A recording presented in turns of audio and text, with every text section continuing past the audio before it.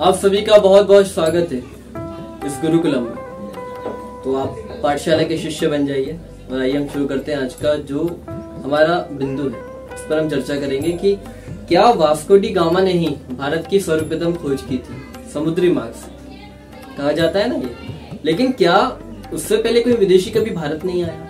देखिए, जिस देश के नागरिकों को उसका इतिहास, गौरवपूर्ण इतिहास ना पता, वह सदैव भ्रम की स्थिति में रहता है और वह वैसी देशभक्ति नहीं दिखा सकता जैसी देशभक्ति दिखानी चाहिए। जो मसाले हैं वो तो भारत में ही उगाए जाते थे प्राचीन काल से। मसालों की खेती हम करते थे। यूरोपीय जो देश हैं वह अरब कंट्रीज से जो है मसाले खरीदते थे। अरबी उन्हें कभी नहीं बताते थे कि मसाले पैदा कहाँ होते हैं। जो यूरोपीय देश हैं वो इस बात को समझ चुके थे कि अरब के देश इस बात को छुपा रहे हैं कि मसाले पैदा कहाँ होते हैं। तब उन्होंने सोचा कि उस देश की खोज की जाए, कहाँ वो देश है। उस देश की हम खोज करेंगे कहाँ वो देश है जहाँ ये मसाले पैदा होते हैं। अब उसके 3 रास्ते थे। एक और हिमालय की ऐसी श्रृंखलाएं थी जिसे पार कर पाना लगभग असंभव था। दूसरा, भारत 3 ओर से समुद्र से घिरा हुआ था। ऐसे में भारत पहुंचने के लिए यूरोपीय देशों के पास 3 रास्ते थे। पहला, रशिया पार करके चीन होते हुए वर्मा तक पहुंचना और फिर भारत आना, जो अनुमान लगाने से भी कहीं ज्यादा जोखिम भरा था। दूसरे रास्ते की हम बात करें तो अरब और ईरान को पार कर भारत पहुंचना, जो कि लगभग असंभव था। स्थिति आप जानते हैं वहां की क्या रही, आज भी क्या स्थिति। तीसरा रास्ता था समुद्र वाला, जिसमें चुनौती सिर्फ समुद्र से थी, जो सरल रास्ता। ऐसे में जो यूरोपीय देश हैं ये भारत की खोज करने निकल पड़े। सबसे पहले नाविक, जिसका नाम था क्रिस्टोफर कोलंबस, जो इटली के निवासी थे, वो निकल पड़े भारत के समुद्री मार्ग की ओर। लेकिन वो अटलांटिक महासागर में भटक गए और जब वह अटलांटिक महासागर में भटके तो वो पहुंच जाते हैं अमेरिका। उन्हें लगता है यही तो भारत है। और तब जो वहां के नागरिक है उनको नाम दिया जाता है रेड इंडियंस। और कोलंबस की यात्रा के लगभग 5 वर्षों के बाद 1498 में वास्को डी गामा निकल जाते हैं भारत के समुद्र के मार्ग की खोज करने, और वह पहुंच जाते हैं समुद्र के रास्ते कालीकट, दक्षिण भारत में कालीकट पहुंच जाते हैं। यहाँ वह जो व्यापारी रहते हैं उनसे सीधा समझौता करते हैं, सौदा करते हैं मसालों के लिए, और लगभग 3 माह रहने के बाद वापस निकल जाते हैं। लेकिन अब देखिए, वास्को डी गामा ने भारत के समुद्र मार्ग की खोज करी थी समुद्री मार्ग की। लेकिन क्या हुआ उससे?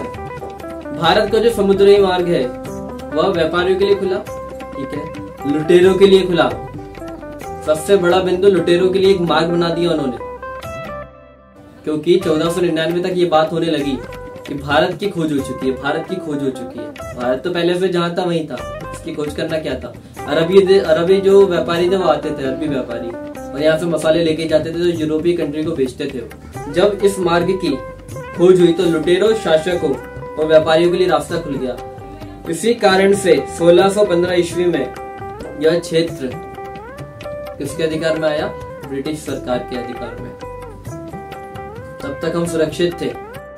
1492 की हम बात करें तो नाविक था राजकुमार हेनरी, जिसके नीति का अनुसरण करते हुए किंग जॉन ने एक पुर्तगाली बेड़े को भारत के समुद्री मार्ग से भेजा। उनकी योजना थी मुसलमानों को पछाड़ने की। भारत और अन्य पूर्वी देशों से मुसलमान एकाधिकार व्यापार करते थे, उनको पछाड़ने के लिए बेड़ा भारत आया। तो ये था वास्को डी गामा के द्वारा भारत की खोज करने का पूरा सच, जो हमने आपको बताया। भारत की खोज पहले से की जा चुकी थी, जो आपको कोई नहीं बताएगा, क्योंकि भारत की खोज करना क्या है, एक भारत देश था।